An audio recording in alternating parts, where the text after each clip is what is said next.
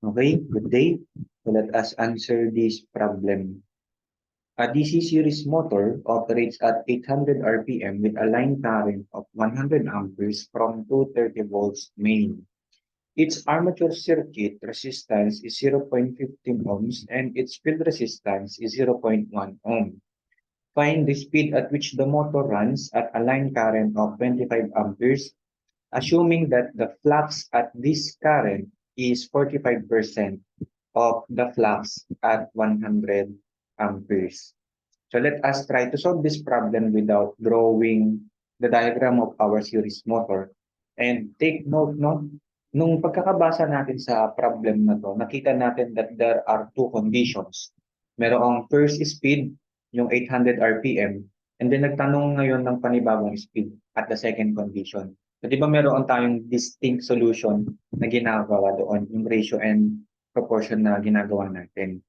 So, take note natin, syempre, if we have a series motor,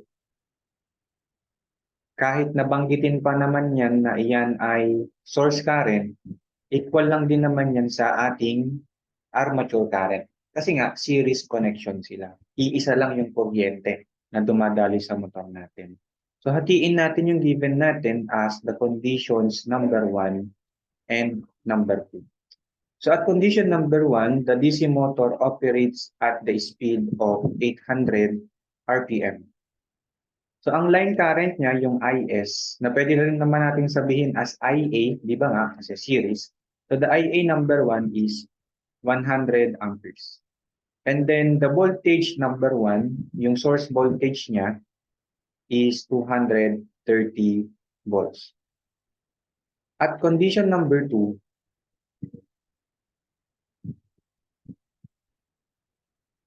sige mamaya no. So habang babasahin natin yung problem, so nagbigay ng resistances.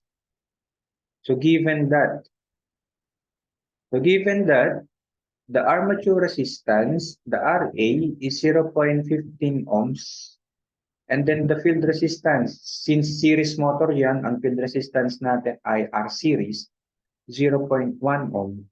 And then find the speed. So nandito na ulit tayo sa condition number 2. So we are now going to find the speed. Dito na tayo. At which the motor runs at a line current. So yung line current natin, again, no, armature current din naman. So yung number 2 value niya is 25 amperes na lang. And then assuming that the flux, singit natin dito. So ang mangyayari daw, yung flux number 2 natin is 45% nung flux at 100 amperes. So nagkaroon ng pagbabago sa flux, no? Yung flux number 2 daw natin ay 0.45 nung flux natin sa condition number 1. So bakit natin nasabi ng condition number 1? Kasi nandoon si 100 amperes. Sabi ng problem, 45% nung flux na naka 100 amperes and that is the flux na nasa condition 1. Kaya yung flux 2 natin is 0.45 ng flux 1. So how about the VS number 2? Kasi kung papansinin natin yung table natin na ginagawa for conditions 1 and 2, medyo kulang.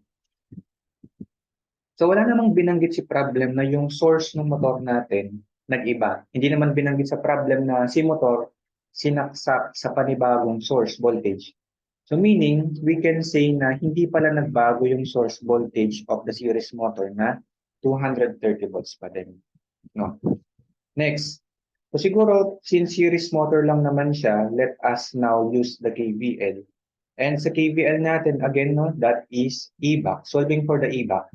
So solving for the EBAC, kapag motor, nagma-minus tayo from the VS, di ba? Kung kabisado nga natin.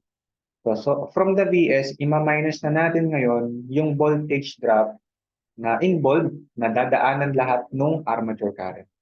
So sa ating series motor, ang dinadaanan ng armature current, yung dalawang resistances, di ba? Yung series field and the armature resistance. Kaya ito yung solution natin solving for the EBAC. No? EBAC is equal to VS minus IA RST. So mga siguro, sige, para sa mga nalilito, papakita lang natin no, paano ba natin pinakita yung KVL ng EBAC. So ganito ang itsura ng ating series motor, di ba? This is the VS, this is the RSE, this is the RA, and this is the EBAC. Since motor nga yan, nag-uumpisa yung loop natin sa VS. No? From the VS, ima-minus natin, syempre yung current na dumadaan dito, iisa lang naman, which is the armature. And ang dinaanan kasi ng armature yung dalawang naka-series. And alam naman natin, basic EE, kapag series connection, simply addition, no? RSE plus RA. And then minus EB. So doon lalabas, di ba, equal to 0. So ito, ilipat lang natin sa kanan, kaya pinapakita niya yung condition na to. No? Doon nang galing. O, kasi nga, actually, no, we can just memorize na sa kakasolve ng problems natin sa generator and motor, na may memorize na natin yung mga formula nito. Next, syempre, di ba kapag two conditions, nandun pa din naman na ginagamit natin yung E2 over E1, di ba? Yung condition number 2 voltage over condition number 1 voltage is equal to N2 flux 2 over N1 flux 1. So sana naiisip natin na ganito yung solution, engineers, kapag meron tayong speeds na involved sa two different conditions. So ito yung mga ginagamit natin kadalasan na solution, no? So ano ang E-back natin sa condition number 2? So, ang gagawin natin, we are going to follow this formula para sa mga E-back natin. So tingin tayo sa condition number 2. Sige, i-highlight natin so para dito tayo nakatingin, no, sa condition number 2. Susundan natin yung VS. So condition number 2, the VS is 230 minus IA, which is 25. And then yung RSE natin tsaka RA hindi naman nag-iba. 0.15 plus 0.1. So bakit ito yung pinapakita natin, engineers? So we are following this condition. We are following this formula, yes. Pero wala kasi tayong direct value ni E-back number 2. Ito, yung E-back number 2 and E-back number 1. Kaya ang gawin natin, sundin natin to, di ba? Para mapakita natin yung E-back using the long solution. Okay? So, tapos na tayong mag-focus sa condition number 2. So sa condition number 1 naman, solving for the E-back. So VS, which is 230, minus IA. So ang IA natin sa condition number 1 is 100. And then times RSE plus RA. So 0.15 plus 0.1. So this is equal to, dito na tayo sa right side. So what is our N2? This is the question. No, ano ang speed number 2? Over N1. Ang speed number 1 natin is 800. Times, what is the flux number 2? Ito. Yung flux number 2 natin is 0.45 nung flux 1 over the flux number 1. So we can now cancel the flux, and then our solution is just giving us the unknown, the speed number 2. So masasagot na agad natin.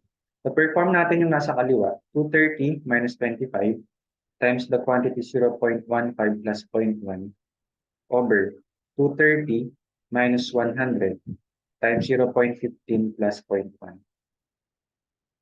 And then, i-multiply natin si 800. So, actually, pwede kayo mag-shift solve kung ayaw ninyong malito.